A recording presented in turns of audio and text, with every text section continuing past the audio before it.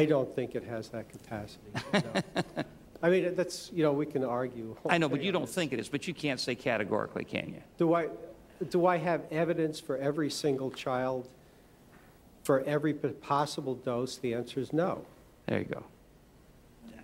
We've been after this now for 8 years. Now, progress is being made, but sometimes I feel like it's pulling a wisdom tooth where they get in your mouth with both feet and both hands and they're in there jerking that tooth out. I mean, it's just so hard to get it moving.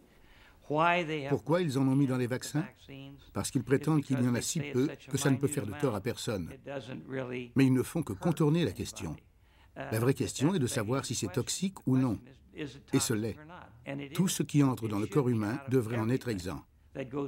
À mon avis, nos organismes de santé ont été négligents à l'égard de leur responsabilité de s'assurer que tout ce qui entre dans le corps humain soit exempt de mercure, surtout les vaccins.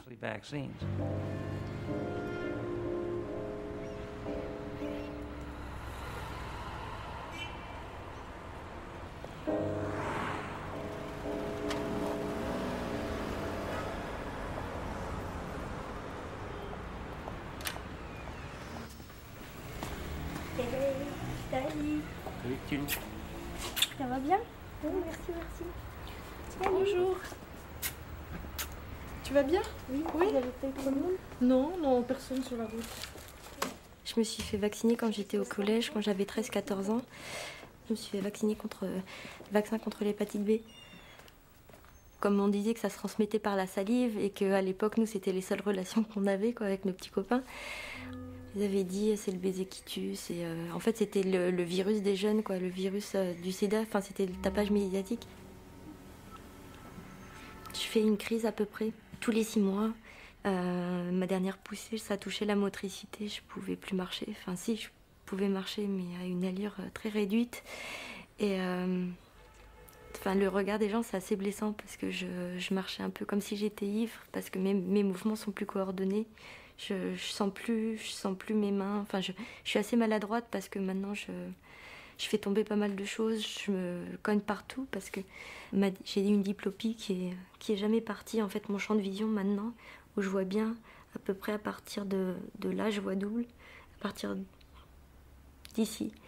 Donc tout ici, je vois double. Donc je me cogne pas mal et je pense que c'est pour ça que dans les transports en commun, dans les escalators, dans les escaliers, dans la rue, je tombe beaucoup parce que je visualise mal. Normalement, j'ai plus le droit de conduire.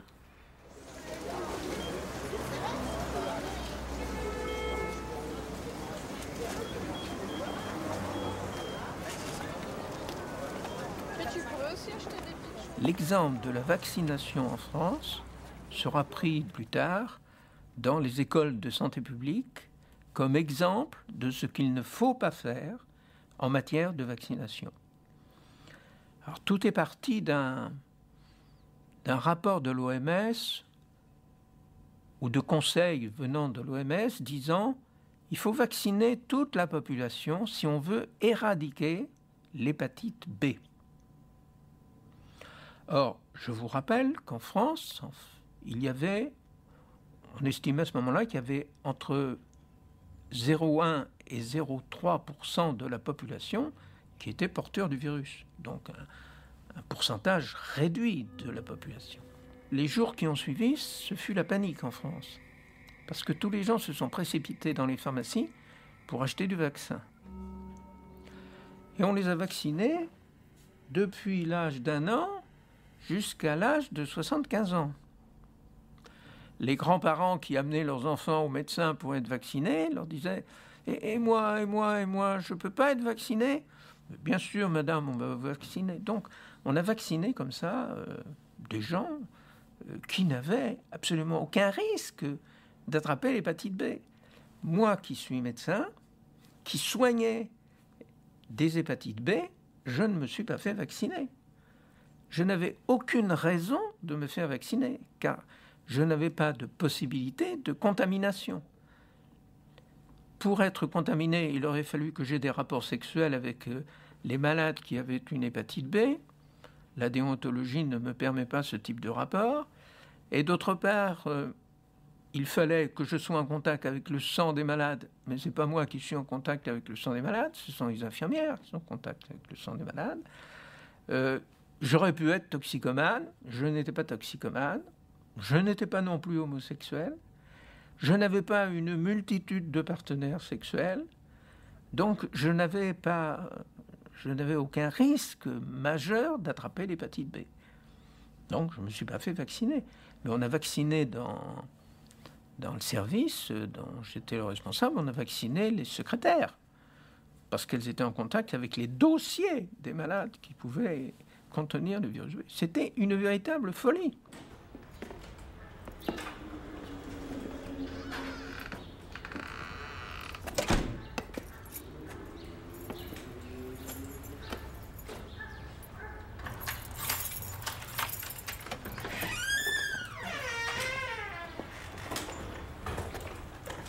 Voilà, ça c'est mon outil de travail. Parce que à la maison, tout ça, j'en ai pas besoin. En voiture non plus, évidemment. Eh bien, c'est de la liberté.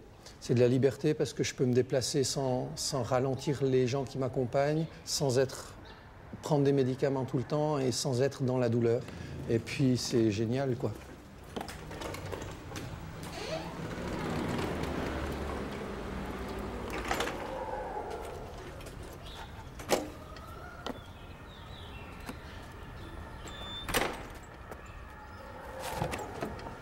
C'est vraiment pratique. Ça dépend des trottoirs. Mais bon, c'est quand même bien.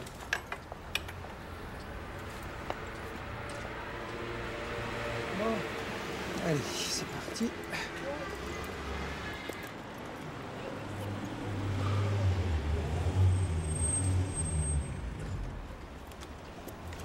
Je me préparais à aller former un technicien sur des centrales photovoltaïques. Je faisais ça bénévolement pendant mes vacances. Mon médecin m'a dit à l'époque, il vaut mieux pour la Guadeloupe faire le vaccin à l'hépatite A. J'étais vacciné en fin 99 et début 2000. Et vers la fin de l'année 2000, je dormais mal, j'avais des douleurs, une sensibilité à la pression. Entre-temps, on avait éliminé la polyarthrite antikylosante, les rhumatismes, on avait fait par élimination un tas de choses, on avait parlé de fibromyalgie, de choses comme ça. Et puis ce fameux article sur la myofasciite à macrophage et le lien éventuel entre l'aluminium contenu dans les vaccins et ce syndrome qu'on pouvait isoler ou retrouver par une biopsie.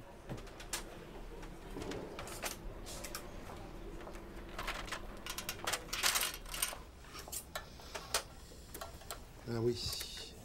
Alors voilà, un PS, quand c'est bien fait, ça donne satisfaction. Et ça, c'est sur une paraffine.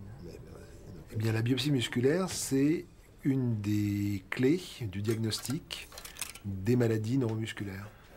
Ce sont des maladies rares, mais qui sont extrêmement nombreuses. Je crois qu'on en a répertorié 350, quelque chose comme ça. Donc il y a une maladie par jour, on pourrait dire, différente au cours d'une année. Pas très convaincant, je dirais. Voilà, ici on voit beaucoup mieux. Vous avez ici un muscle deltoïde. Ce muscle est composé de plusieurs faisceaux musculaires enrobés dans un tissu conjonctif qu'on appelle un fascia.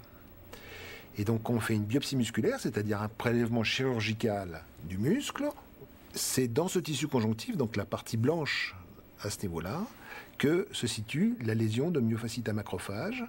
Ce matériel, on peut l'examiner en microscopie électronique, donc à très fort grossissement. Et vous voyez que dans le cytoplasme de ce macrophage, il y a des structures noires, un peu hétérogènes, qui à très fort grossissement ont une structure fibreuse ou cristalline, qui en font donc une nanoparticule ou un nanomatériau, dont l'analyse par différents procédés de biophysique nous a permis de démontrer qu'il s'agit de nanocristaux d'hydroxyde d'aluminium, c'est-à-dire l'adjuvant vaccinal.